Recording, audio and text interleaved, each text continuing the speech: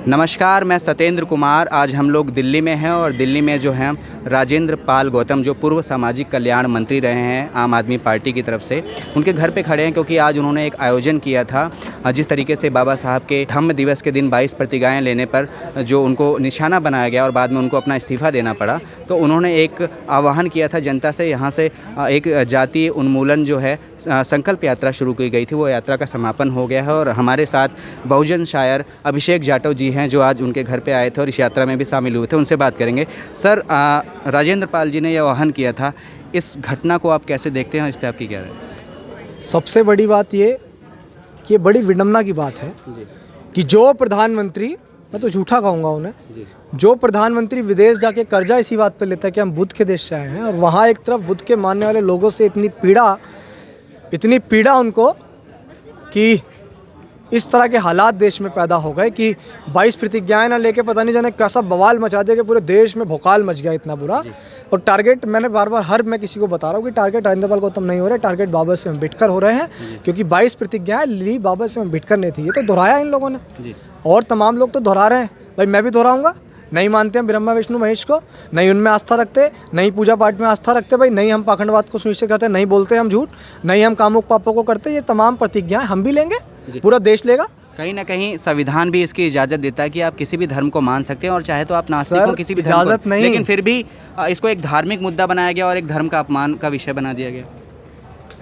Indian constitution का अनुच्छेद नहीं है, फंडामेंटल राइट, कि आप अपने अनुसार किसी भी धर्म को चुन सकते हैं, किसी भी धर्म का प्रचार प्रसार कर सकते हैं, इससे आपको कोई नहीं रोक सकता है।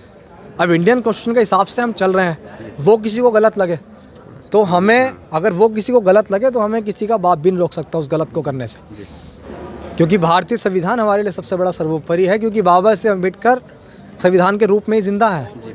एक तरफ भाजपा के जो मंत्री हैं प्रवेश वर्मा, उनका बयान आता है, खुलेआम नफरती बयान देते हैं एक समुदाय विशेष के खिलाफ, उस पर कोई कार्रवाई नहीं होती। और एक सामाजिक कल्याण मंत्री जो है आम आदमी पार्टी का, एक बाबा साहब की प्रतिज्ञाएं दोहरा देता है, उनको थाने बुलाया जाता है। एक दोहरी मानसिकता क्यों? देखिए वो है ना कि भाई बगल में छोरा और शहर में ढिंडोरा। बुरे लोग तो उनकी पार्टी में ही हैं, बलात्कारी उनकी पार्टी में है, गुंडे उनकी पार्टी में है, माफिया उनकी पार्टी में है, जो लोग जबरन लोगों की ज़मीनें जब्त करते हैं, जो लोग जबरन लोगों को पीटते हैं जाति के नाम पे। अभी उत्तराखंड का एक मामला है, अंकिता बहन वो लापता हुई, उसमें विधायक के बेटे जो है भाजपा के कोई वो है जुड़े हुए सदस्य, उनके बेटे का वो नाम आ रहा है। तो सारी चीज़ें तो वही कर रहे हैं। टारगेट किसको कर रहे हैं? मैंने तो कहा यार, टारगेट करने से हुआ क्या? समाज को एकजुट कर गए। अब पछता रहे होंगे, सर पकड़ के बैठे होंगे, यार हमने क्या कर दिया, यार ने बोला था यार तो इसको खत्म ही होने देते, बात उल्टा पड़ गया। लेकिन दाव उल्टा पड़ गया। अब समाज देखो इतना पलट गया है कि वो यॉर्कर मारता है और हम लोग छक्का मारते हैं। अगर छक्के के बाद भी कुछ होगा तो हम लोग अट्ठा भी मार देंगे। और वो आज हो गया। देख लो दिल्ली के अंदर इतने लोग पंचशील को लेके आज से पहले नजर नहीं आए होंगे, लेकिन आप देखो कितना बड़ा हुजूम आज इकट्ठा हुआ। वो सर पकड़ के रो रहे होंगे कि यार ये क्या हो गया। सर, इतने आंदोलन होने के बाद भी और इतना बड़ा समाज होने के बाद भी आज भी हमारे समाज के ऊपर लगातार प्रताड़नाएं हो रही हैं। उनको मूंछ रखने पे मारा जा रहा है, मटकी छूने पे मारा जा रहा है, और इतने बड़े समाज हम लोग हैं, लेकिन फिर भी ये यातनाएं रुक नहीं रही हैं। सर, क्या उपाय समझते हैं आप इसका? उपाय ये है कि जहाँ भी शोषण होता है वहाँ पार्टी देखकर मत पहुँचिए, समाज देखकर पहुँचिए। आपके साथ पूरे देश में कहीं भी शोषण होता है ना, वो आपकी जाति देखकर होता है, लेकिन हम लोग समर्थन करने पहुँचते हैं पार्टी देखकर। ये बड़ी विडम्बना है। माननीय काशीराम साहब कहते थे सामाजिक परिवर्तन की लड़ाई बेहद महत्वपूर्ण है। सामाजिक परिवर्तन इसलिए महत्वपूर्ण है, जब आप सामाजिक रूप से मजबूत हो जाएंगे, समाज आपका मजबूत हो जाएगा, तो आपको सत्ता के पीछे नहीं भागना पड़ेगा, सत्ता आपके पीछे भागेगी कि भाई मुझे ले लो।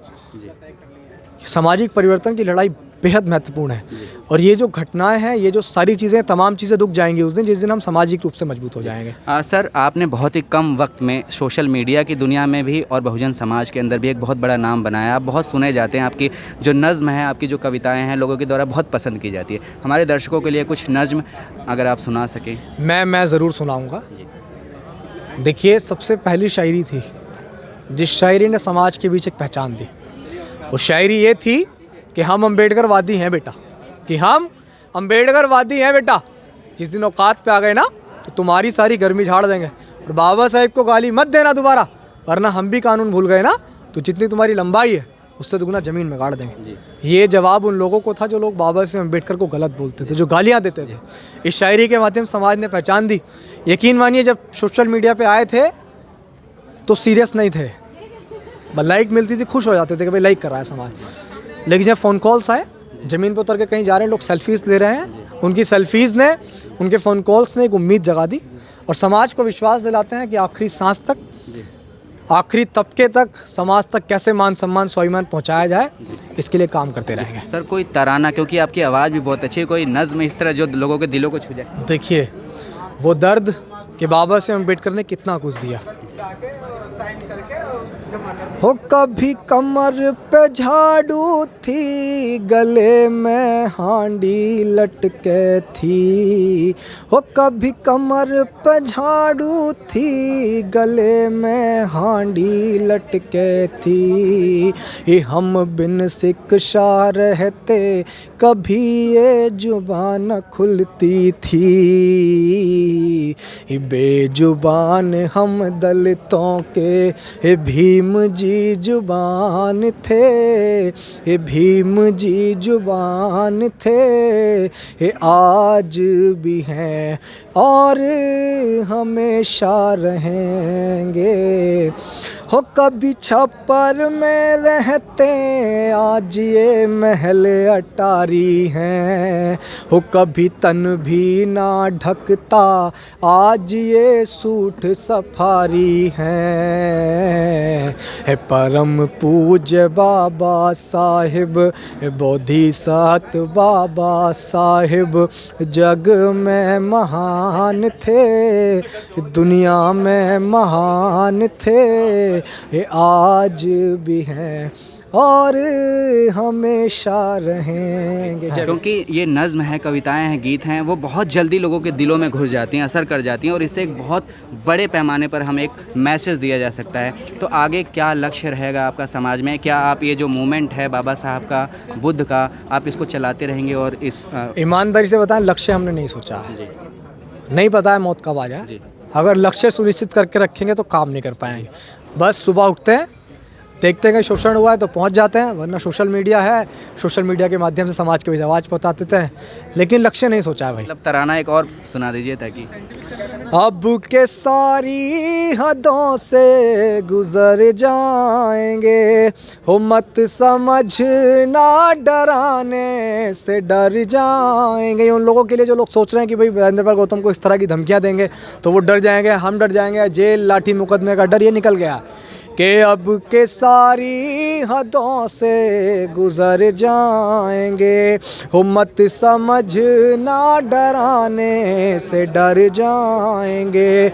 हो मौत के नाम का खौफ देता है क्यों, मौत जिस रोज़ आएगी मर जाएंगे।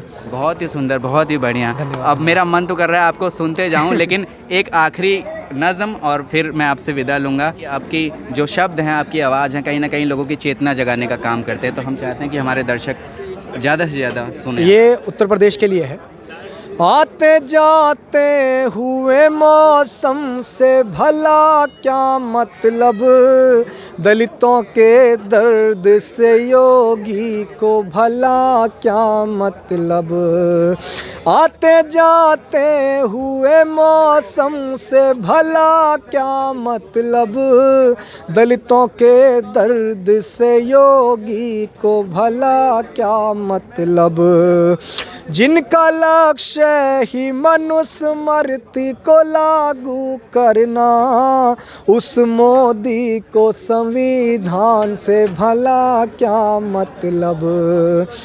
ये बात मैं इसलिए कह रहा हूँ, आपने बताया कि भाई संविधान स्थापित हो, उसके बाद भी इस तरह की चीज़ें क्यों हो रही हैं।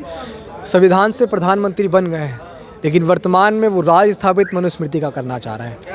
अब बहुजन किसी से न कम साथियों, हो भारतीय संविधान से है ये दम साथियों।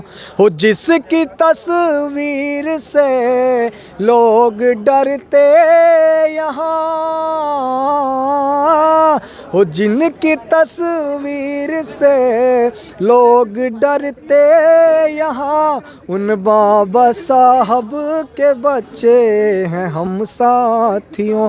तस्वीर से डरने की बात इसलिए बोल रहे हैं, खुले में कहीं भी बाबा साहब की प्रतिमा होती है, सामाजिक तत्व उन्हें तोड़ने का प्रयास करते हैं, इसलिए कि ये मर के तो चला गया व्यक्ति, लेकिन काम ऐसा कर गया कि आज तक जो कील इसने ठोकी वो निकाल नहीं पा रहे हैं। सर, आप बहुत ही अच्छा काम कर रहे हैं और समाज को जगाने का काम कर रहे हैं। हमारी तरफ से, हमारे चैनल की तरफ से बहुत सारी शुभकामनाएं। मेन काम आप कर रहे हैं। मेन काम इसलिए कर रहे हैं कि जो इस देश के बिकाऊ अखबार नहीं लिख सकते हैं ना, वो काम आप लोग कर रहे हैं। सबसे हमारे से ज़्यादा आभार तो आप लोगों का है।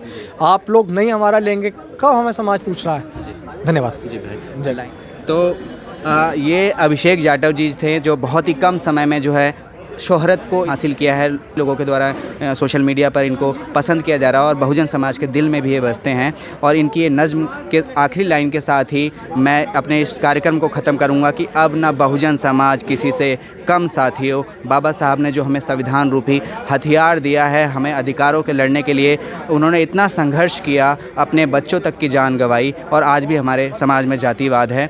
और अब ये वक्त आ गया कि सभी लोगों को एक साथ एकजुट आकर जातिवाद और इस अमानवीय काम के खिलाफ, गैर बराबरी के खिलाफ लड़ना पड़ेगा और भारत को जो सम्राट अशोक के समय में जो भारत था वैसा भारत बनाना पड़ेगा, जिसमें जो समता पे आधारित था, बराबरी पे आधारित था, करुणा पे आधारित था, दया पे आधारित था। शुक्रिया। मैं हूँ सत्येंद्र कुमार, दिल्ली। आप देख रहे हैं जन निर्माण भारत। शुक्रिया सर। ठीक, थैंक यू। अच्छा लगा आपसे।